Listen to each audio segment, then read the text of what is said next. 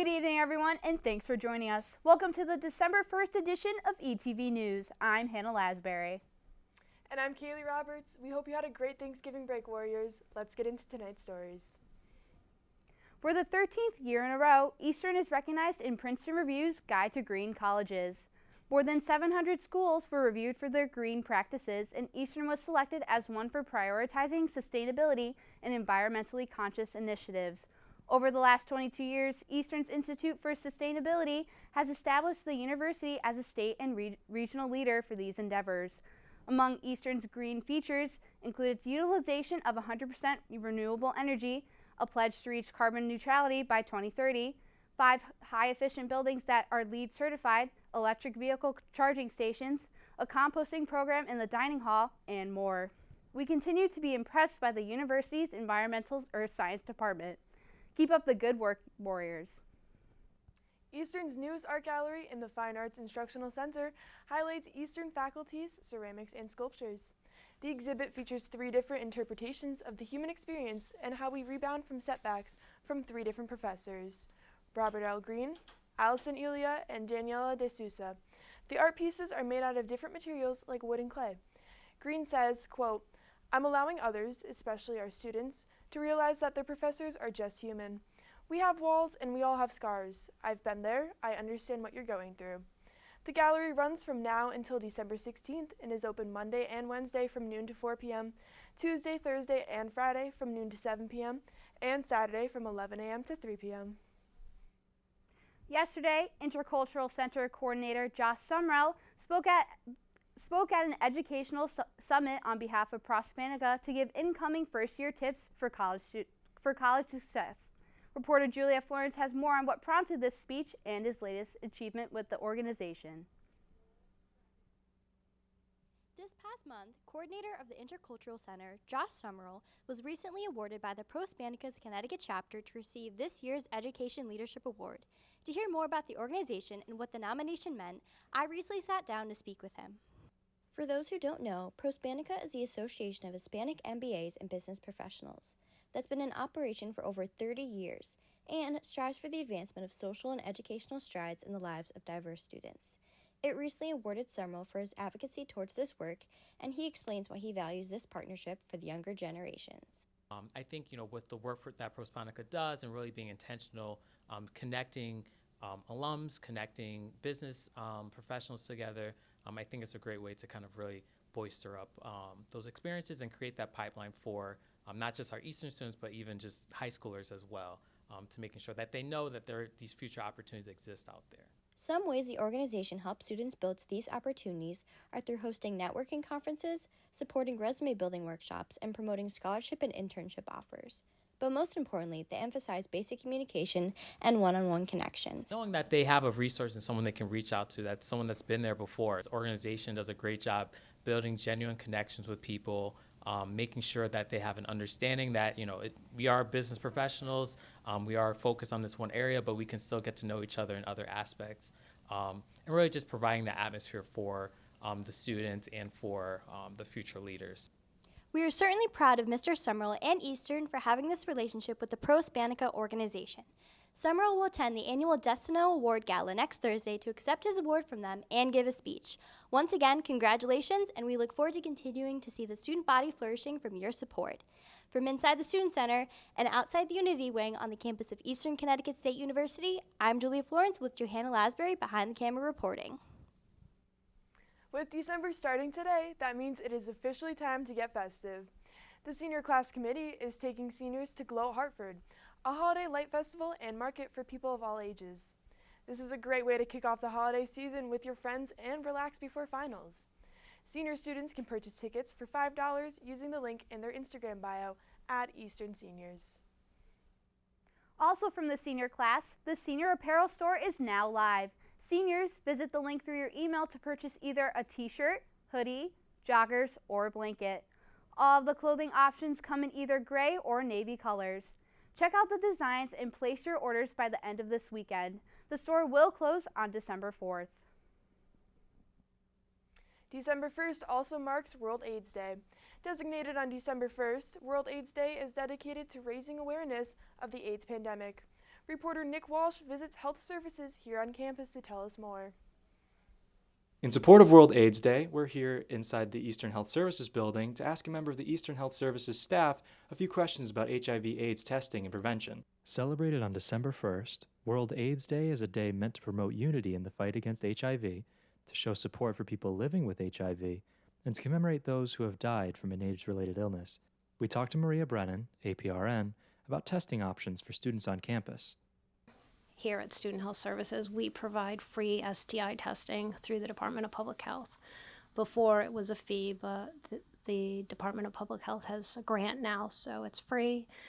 They come in, they do the STI testing, and it takes about 7 to 10 days for the results to come back. They also provide us with free HIV testing, and that's it takes 20 minutes, and it's in the office, and in 20 minutes we have a result. I believe Perception House comes like maybe once a month. I'm not quite sure about that, but some of my students had said that they got tested through Perception House. They come to Eastern and they check for Hep C and they check for HIV as well. Globally, there are an estimated 38 million people who have HIV, and getting tested is the only way to find out if you have the virus. Considering the upcoming winter break, we were curious as to where students could find testing outside of campus. Planned Parenthood would be a place to go if they didn't want to come here. However, though, that would be a cost. Here, there's no cost for the visit, there's no cost for the testing, and it's a lot easier to get an appointment typically. HIV.gov estimates that roughly 1.2 million people in the U.S. have HIV, 13% of which do not know that they have it. This further shows the importance of getting tested. Given the history of HIV in the U.S. and how it has been portrayed, understandably, some students may be hesitant to get tested. But Health Services reaffirms us that it is here to help students with treatment for HIV and other STIs. We're pretty friendly here. Everything's confidential. And we can help the student if they are positive with taking medication and then following up. And we can help them with any questions or any concerns that they have and, work with them. For any and all questions about HIV testing, as well as testing for other STIs, you can visit the Health Services building behind High Rise weekdays from 8 a.m. to 4:30 p.m. or call them at 860-465-5263. From the ECSU Health Services building, I'm Nick Walsh with Dan Gallipoli behind the camera reporting. Calling all music fans, Eastern's a cappella group, East Harmonies, will be having their winter showcase tomorrow in the Fine Arts Instructional Center Concert Hall. Doors will be open at 7 p.m. and admission is free for all students. So, if you're looking to attend, please see the flyers up on the academic building bulletins in order to reserve your tickets. Like what you see in our broadcast? Why not come on down to the studio for yourself? Next Thursday, December 8th, ETV will be hosting a Friends and Family Night for the Eastern community. Come join family and communication alumni as we celebrate our last show of the semester and show you what goes into our live studio broadcast. Drinks and snacks will be provided, and we'll bring you on a short tour before you get to watch NCOM 114 or nearby in a classroom with our live stream. For those interested, be sure to keep an eye out on our Instagram bio. A survey will go out starting live Friday to RSVP. We hope to see you then. The senior class committee is collaborating with Thursday Night Pancakes and will be hosting giveaways while serving up flapjacks in honor of the last few pancake nights of the semester. Reporter Alex Banks is currently over at the Student Center Cafe. He joins us live to give us all the details. Over to you, Alex. You heard it right. Sadly, there's only 2 pancake nights left in the semester, which means that everyone should come here tonight after ETV wraps up. There will be fan favorites, first of the month serving with a special mystery topping or ingredient. And tonight, participating seniors can win a chance at a nice Eastern blanket, which, while in line, you really can't go wrong with both best of both worlds tonight. So head on over to the Student Center Cafe and fill up on the fluffiest pancakes in town. Why not have a breakfast for lunch for dinner this week before finals? It is the most important meal of the day, after all. I am Alex Banks reporting live for ETV News. Back to you, Kaylee and Hannah. Thanks, Alex. Up next, Cameron Darcy will join us to bring us this week's editorial. Don't go anywhere.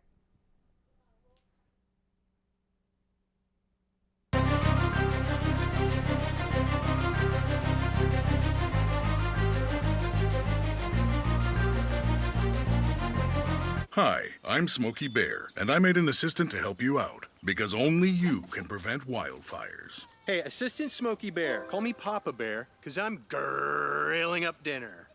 Do you get it? Yes, good job. So, what should I do with all these coals? Don't just toss them out. Put them in a metal container because those embers can start a wildfire. I understand. The stakes are high. Ha ha ha ha. See, Smokey thinks I'm funny. You can talk to me if you're feeling sad. Thanks for hearing me out, bro. Whenever you need to talk, I'm here, okay? Every day, thousands of kids start vaping.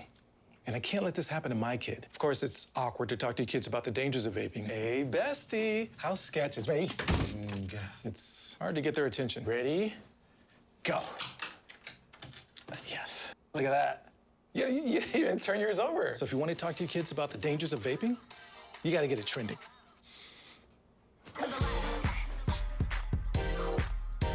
No, you're doing it wrong.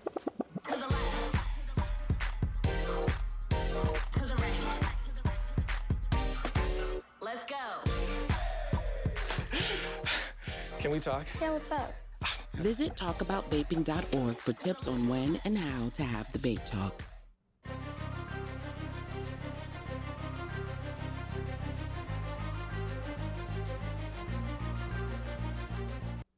Welcome back. Cameron Darcy joins us now. What do you got for us, Cameron? Thanks, guys. Now that it's officially December 1st, did you know that this month is Seasonal Affective Disorder Awareness Month? Yep, that's right. Seasonal affective disorder can typically get confused with the winter blues, so let me break it down for you. Seasonal affective disorder, or SAD for short, is a type of mood disorder that has similar symptoms to depression and occurs typically around the same time every year. It is more common for people who experience this in the beginning of the fall and throughout the winter. So why is this important to know? Because SAD is typically neglected, and it's important to understand the causes and symptoms as we find ourselves at the height of the harsh winter months. Not to mention, as college students, we tend to have skewed sleep schedules that come with very late nights spent in the library and delayed mornings due to afternoon classes, so it's important for us to have a good understanding of it. So how does this happen? According to Mental Health America, the reduced sunlight that comes with daylight savings times in the winter can affect people's serotonin levels. Serotonin, for those who don't know, is a neurotransmitter that is typically considered to be the feel-good hormone. Those with SAD experience much lower levels of serotonin than usual. Melatonin can also affect those with SAD. As you may know, this sleep-related hormone is triggered by darkness. So with less sunlight and much shorter days, people with SAD are more likely to feel sleepy as a natural response.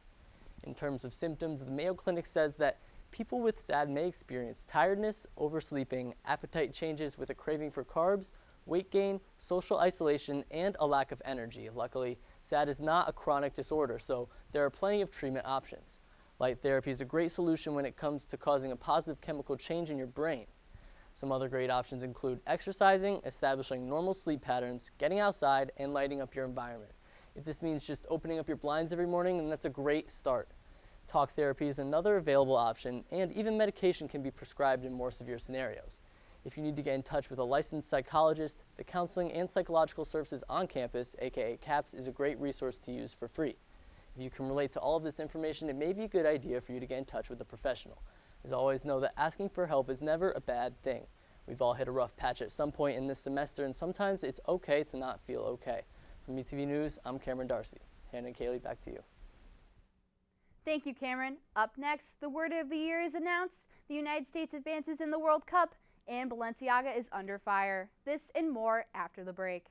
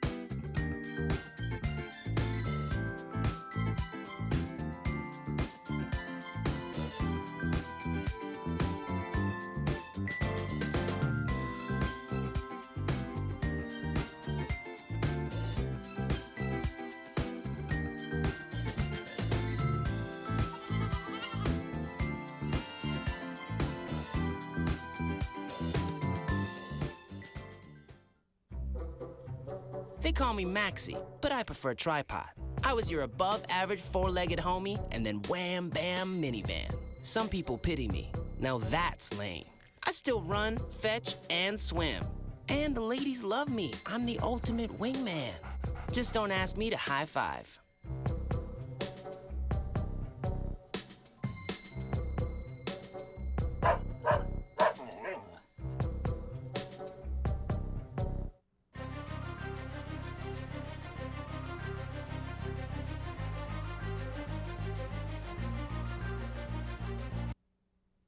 Welcome back.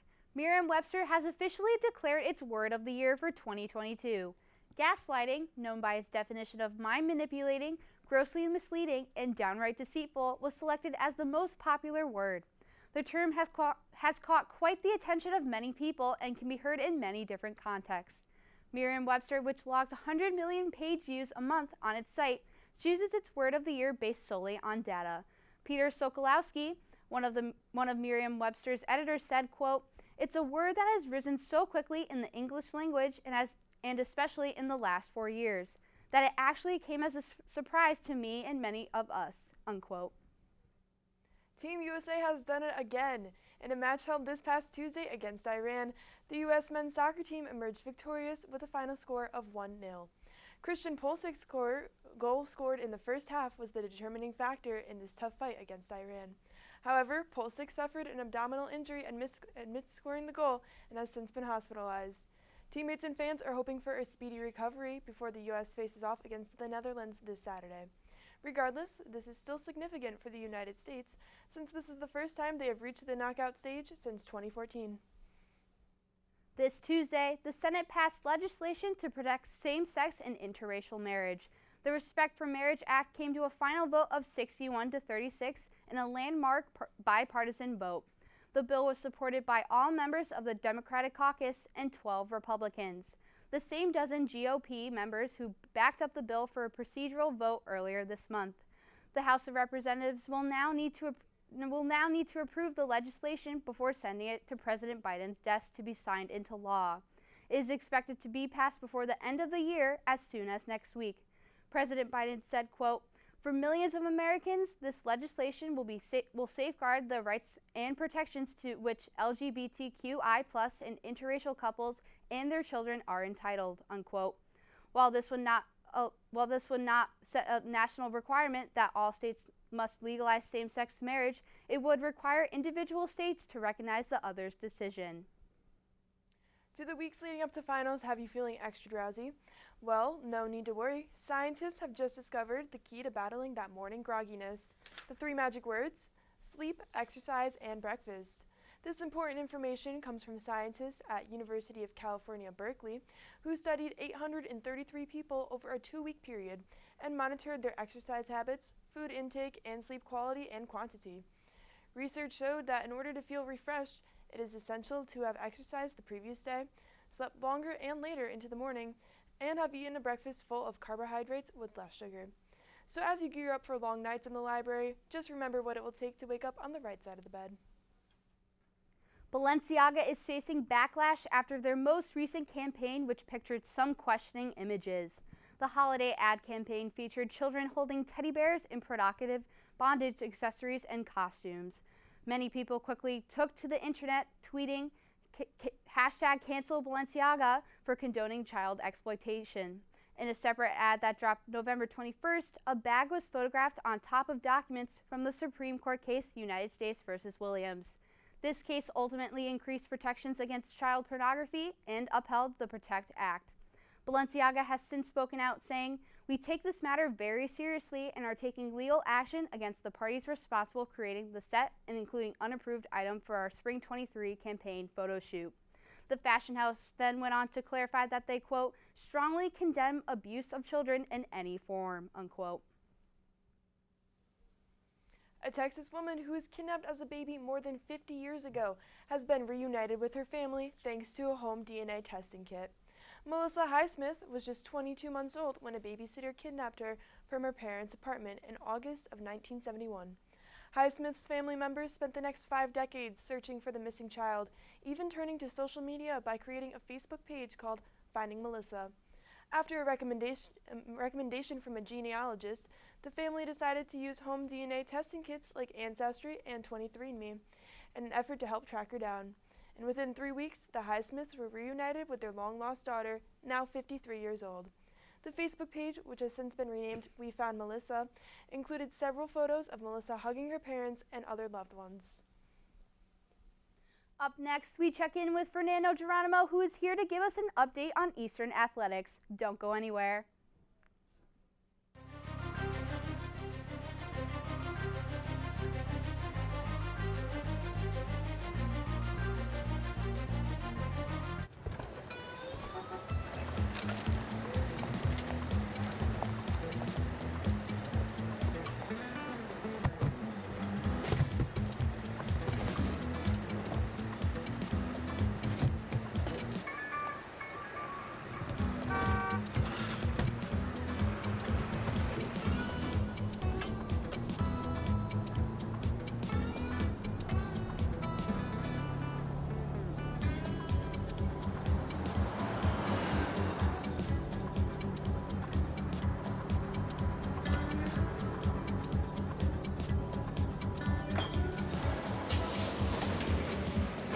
It's a short ride from your neighborhood to your naturehood.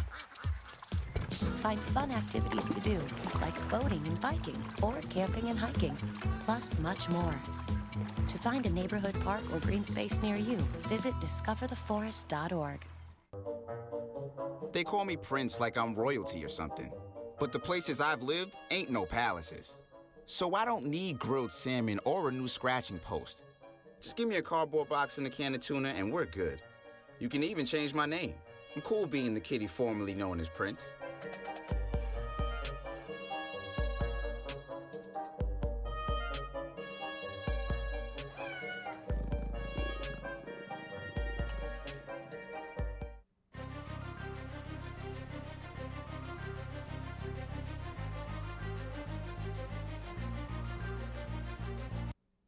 Thanks for sticking with us. Let's hear what's new in Eastern sports. What are the most recent highlights, Fernando? Thanks, guys. Men's and women's track and field kick off their first meet on December 2nd and 3rd at the Southern Connecticut State University Art Kaddish Elm City Challenge. The meet will start at 10 a.m. on both days. This will be Alumni Hall of Famer and head coach David Nicholson's first meet as Eastern's head coach after leaving Lindenwood University after 4 seasons to come back to his roots, where he received Eastern's All-America Sprinter back in 2006.